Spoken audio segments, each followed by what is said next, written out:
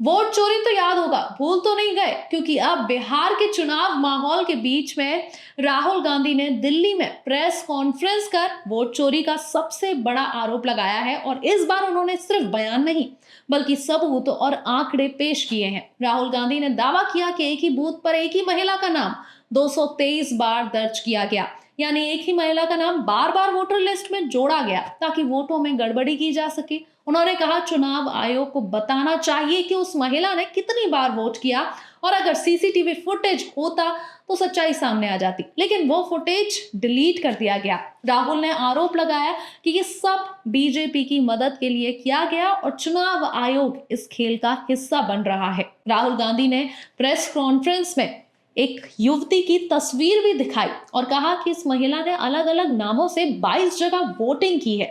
कहीं वो सीमा, कहीं सरस्वती और कहीं ब्राजीलियन महिला बनकर हरियाणा की वोटर लिस्ट में शामिल थी। उन्होंने कहा कि हरियाणा में 5 कैटेगरी में करीब 25 लाख फर्जी वोट डाले गए हैं, यानी हर 8 में से 1 वोट फेक था। राहुल ने कहा कि सिर्फ हरियाणा में ही 5,21,000 से ज्यादा डुप्लीकेट वोटर मिले हैं। पोस्टल बैलेट में कांग्रेस को भारी बढ़त मिली थी, लेकिन असली नतीजे में कांग्रेस हार गई। राहुल ने कहा हमारे पास प्रूफ है और अगर ये सामने आया तो बीजेपी की पूरी रणनीति खुल जाएगी, एक्सपोज हो जाएंगे। राहुल गांधी ने प्रेस कॉन्फ्रेंस की शुरुआत गुरु नानक देव जी के स्मरण से की और कहा कि सच्चाई और न्याय के रास्ते पर चलना ही असली धर्म है। उन्होंने एच फाइल्स नाम से एक रिपोर्ट का भी जिक्र किया, जिसमें बताया गया कि कैसे अलग अलग राज्यों में वोट चोरी की साजिशें चल रही हैं। राहुल ने कहा कि ये सिर्फ हरियाणा या बिहार की बात नहीं है, बल्कि पूरे देश में लोकतंत्र पर हमला है और चीटिंग की गई है। उन्होंने तंज कसते हुए कहा चुनाव आयोग को धन्यवाद देना चाहिए,